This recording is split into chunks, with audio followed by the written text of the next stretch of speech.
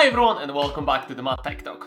So within this video I'm going to review the Google Pixel 6. Is it the phone still worth kind of buying? I bought it under $200 and this is the category of this video, and I'm going to actually slightly compare it with the flagship of the Google Pixel 9. So obviously when you look at the Google Pixel 6, it's a phone from 2021. So I bought it obviously used. You cannot buy a new one really at a decent price.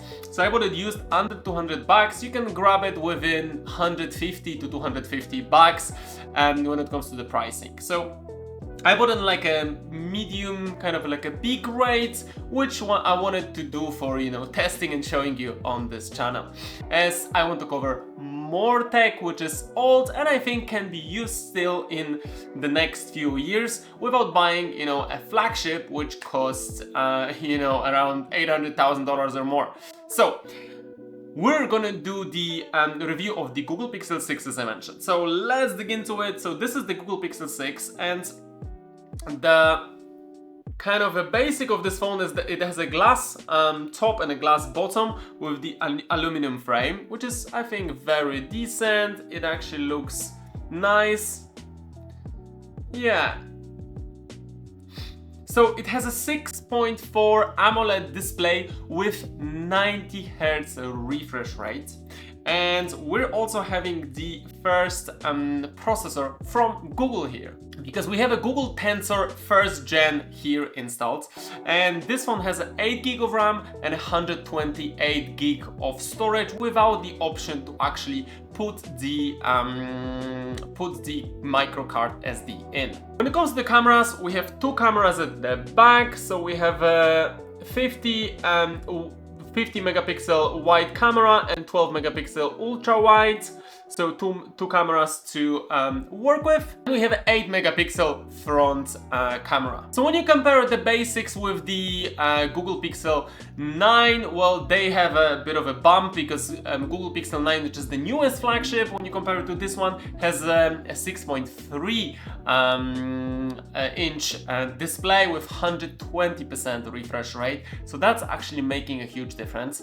And when it comes to the cameras, there is also when it goes first with the processor, we have the newest version of the Google Tensor, because there it's installed Google Tensor G4. We have a 50 megapixel wide and 48 ultra wide camera, so there is a big bump on the cameras between the Pixel 6 and the Pixel 9, and the 10.5 front camera. So when it comes to the recording, this phone only records up to 4K, not 8K, as a majority of the flagship in 2021. Comparing to the Google Pixel 9, it still stayed with the 4K. So it looks like Google doesn't think that, 8K it will be a standard at any point. So this phone has a 4600 mAh battery with 21 watt charging, which I think it's decent, but it's obviously I think a standard for all of those. So the unique features about this phone is it has a fingerprint built into the display. So actually I'm gonna put it right here. Boom. Sorry. And it opened. Actually, I'm gonna show you that here. I think that will be better. Boom, and it opens. You can see it opens while pressed here, so there's no like a touch button here or on the side.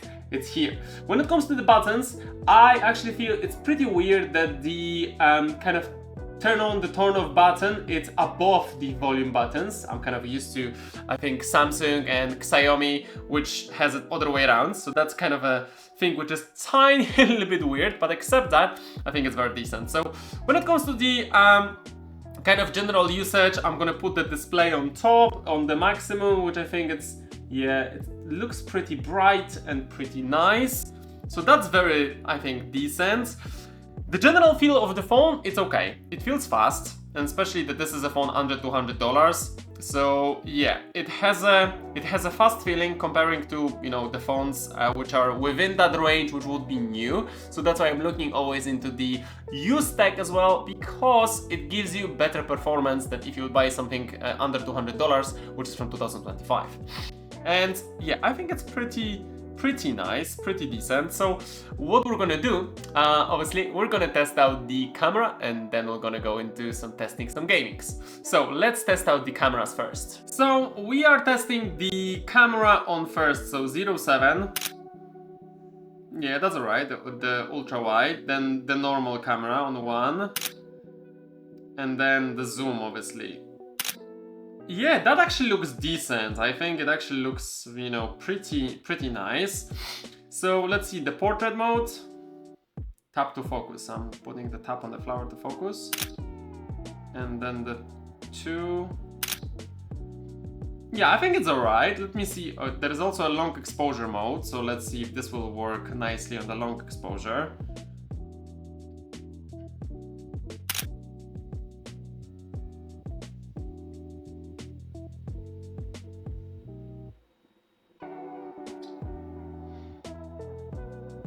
Okay, not bad. So it also has an action pan, so focus on moving object and adds creative blur to the background. So it has a kind of a pretty cool function, I think.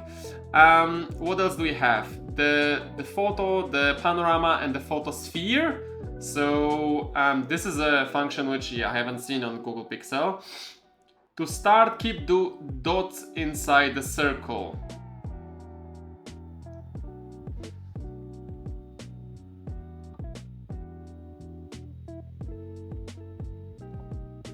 Oh, so it kind of created like a weird image, I would call it.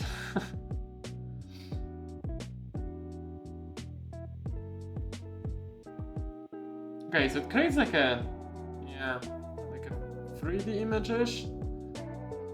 Yeah, not bad. All right, so let's test out the selfie camera, obviously. Not bad, with a bit of a zoom. Yeah, it's getting a bit blurry. Let's go on the portrait mode. Yeah, the quality is not great on that, but it's okay. It's alright, but I wouldn't say it's perfect. Like I compared some other phones under 200 bucks, and it's okay. So let me now check the recording. So now 0.7. Oh, it immediately grainy on the kind of, I wouldn't say it's low light, but it's slightly lower light. It's alright, but it's not great. Then on 1. Okay, on 1 it's actually decent. I think it's actually decent quality. Yeah, that looks nice. And then on 2, that actually looks good. It does look good. Okay, so this is a full HD, and now let's go I think here, because I want to swap it to the highest one. So we're gonna set the full HD to 4K, and now we're gonna set on 0.7 on 4K. So yeah, it is pretty grainy. You can see it's grainy. Now 1. Oh, 1 on 4K looks actually decent. Looks actually very nice. And then on zoom, oh yeah, that's already pretty cool. Okay, so I am actually pretty happy with it. I think that's definitely decent. So now let's go into a bit of a gaming and let's test out this phone for the gaming capabilities. So I downloaded like 2 games. I have the PUBG and the Asphalt. So let's test it out. How does it work?